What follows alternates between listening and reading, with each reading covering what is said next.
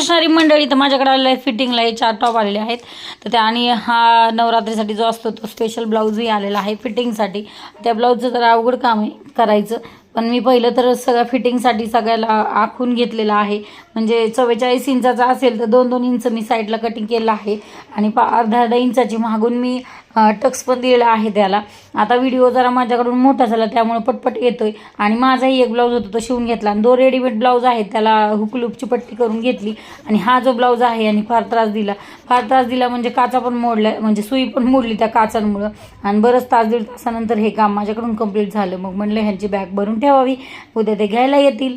तर व्हिडिओ आवडला असेल तर लाईक करा, शेअर करा आणि मेन म्हणजे सबस्क्राईब करायला विसरू नका. आता हे फिटिंगचं काम तसं म्हटलं तर ना, तर शिलाईपेक्षा हे फिटिंगचं काम मला तरी परवडतं आणि आवडतंही. कारण इतके झंझट नाही कटिंगची वगैरे, पटकन होऊन जातं आणि त्याचे पैसेही तितकेच चांगले मिळतात. पण ते देणारा समोरचा योग्य त्याचा